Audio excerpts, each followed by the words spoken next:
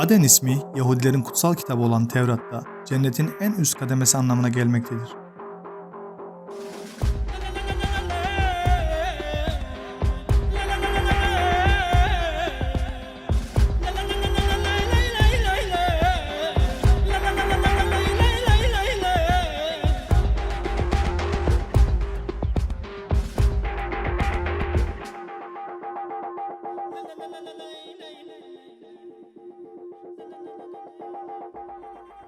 Arap Yarımadası'nın güneybatısında bulunan Aden Körfezi, Kızıldeniz'in Hint Okyanusu'na çıkış kapısı konumundadır. Tarihi M.Ö. 4000'li yıllara dayanan Aden Körfezi, Hindistan'dan gelen deniz ticaret yolunun Asya'ya geçişindeki en önemli kavşak noktası olmuştur. Bu nedenle özellikle Antik Mısır'ın firavunları döneminde önemi son derece artmıştır. Birçok önemli olaya şahitlik etmiş olan Aden, Antik Mısır, Habeşistan, Roma İmparatorluğu ve milattan sonra 575 yılında Sasani Devleti'nin kontrolüne geçmiştir.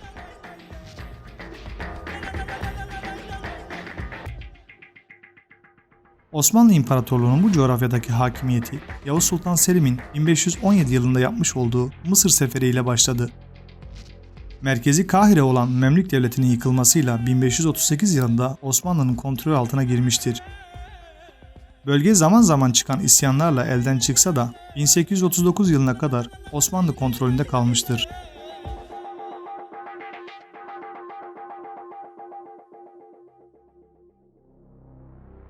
...1839 yılında İngilizlerin kontrolü ele almasıyla bölgedeki siyasi coğrafyada yavaş yavaş değişmeye başlamıştı. Hindistan'ın sömürgeleşmesinden sonra İngiltere tarafından deniz ticaretinde bir ikmal üssü haline gelmişti. 1869 yılında Süveyş kanalının açılmasıyla bölgenin stratejik konumu da daha da artmıştır. Kızıldeniz'den Babülmendeb Boğazı ile Umman Denizi'ne açılan Aden Körfezi'nin güneyinde Somali Yarımadası, batısında Cibuti ve Etiyopya, kuzeyinde ise Yemen bulunur. Uzun yıllar İngiliz ve İtalyan sömürgeleri altında kalan bu ülkelerde siyasi istikrar bir türlü sağlanamamış ve bunun sonucunda bitmek bilmeyen iç savaşlar başlamıştı. Bu ülkeler arasında Somali uzunca bir süre İngiltere'de, daha sonra da İtalyanların sömürgesi altında yaşamıştır.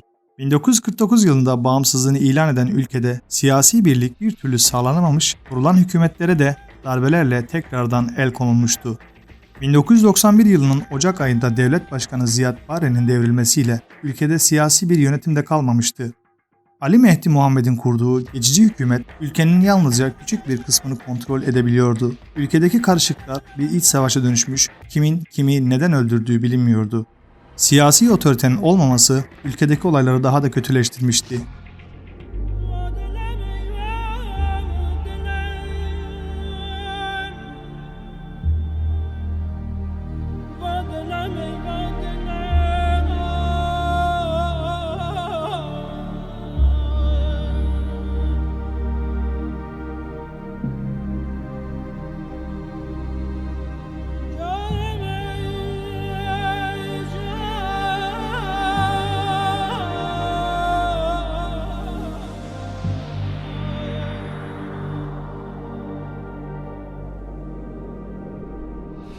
Ancak madalyonun diğer tarafında olaylar farklı işliyordu.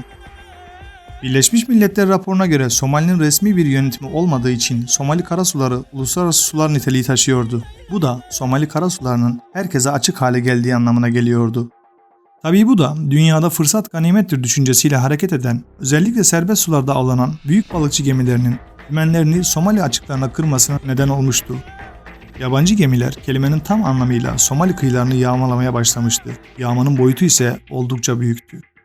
Yine Birleşmiş Milletler raporuna göre her yıl yaklaşık olarak 400-450 milyon dolarlık deniz ürünleri yabancı gemiler tarafından avlanıyordu.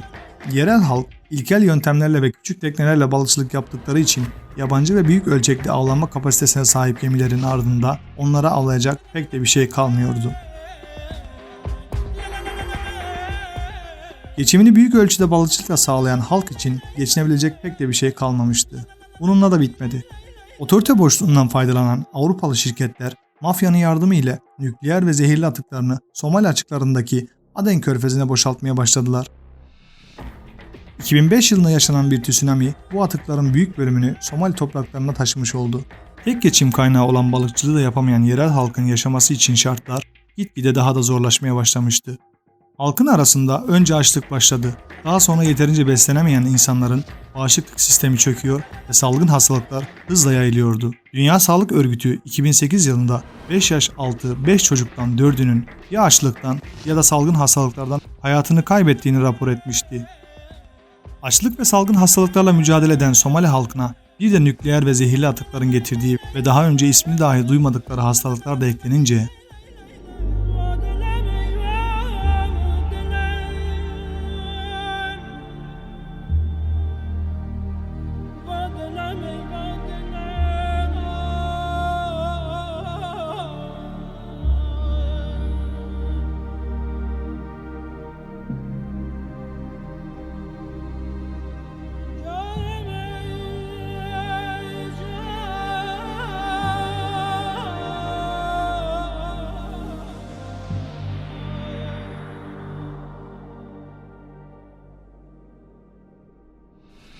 Somalili balıkçılar 1992 yılında başladıkları gemi saldırısı olayları başlangıçta sadece kendi sahillerini korumak ve kıyılarındaki kendi hakları olan balıkları avlamak amacıyla yabancı gemileri uzaklaştırmak amacı taşıyordu.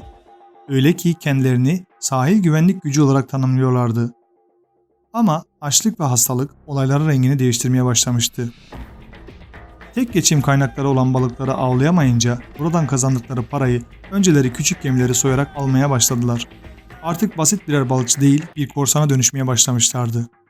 Dahası Somali'nin iç kesimlerindeki yoksul halk korsanlara katılıyor ve bu basit balıkçılar sayıları gün geçtikçe hızla artan birer uzman korsana dönüşüyorlardı. Aden Körfezi'ndeki korsan faaliyetlerinin dünya gündeminde yer alması çok uzun sürmedi. Zira sayıları her geçen gün artan korsanlardan her gün yeni bir kaçırma ve fidye haberleri gelmeye başlamıştı. 2008 yılına gelindiğinde korsanlığın boyutu artık tamamen değişmişti. Ağır silahlara sahip olan korsanlar büyük petrol tankerlerini ve silah taşıyan kargo gemilerini dahi kaçırabiliyorlardı.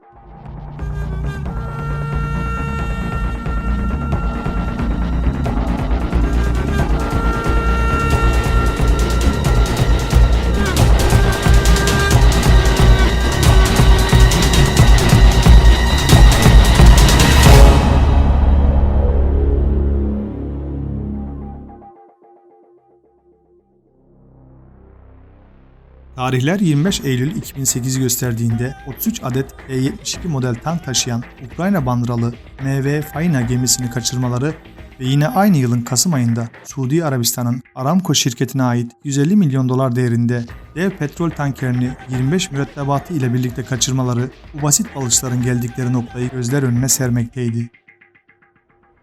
Olayların boy gösterdiği ilk zamanlarda ABD, Rusya, Çin, Hindistan, Japonya, Güney Kore ve Avustralya gibi ülkeler kendi donanmalarıyla korsanlarla tek başlarına mücadele etmeye çalışırken Ocak 2009'da Birleşmiş Milletler tarafından Birleşik Görev Kuvveti 151 adıyla uluslararası bir deniz gücü kuruldu. Türkiye'de 2008 yılında Gökova, 2009 yılında ise Giresun fırkateynleri ile NATO deniz güçlerine katkıda bulunmuştur. Hatta Türk Amiral Caner Bener 2009'da Birleşik Deniz Kuvvetleri 251'in komutasını üstlenmiştir.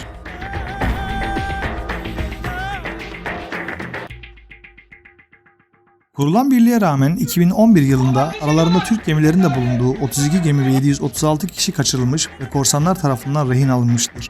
Daha sonra Birleşmiş Milletler'e bağlı birliklerin donanma gücünü artırması ve yapılan operasyonlar sonucunda korsanlık faaliyetlerine nihayetinde 2015 yılından itibaren çok sık rastlanmamaktadır. Korsan faaliyetlerinin %100 olarak bitmediği herkes tarafından biliniyor.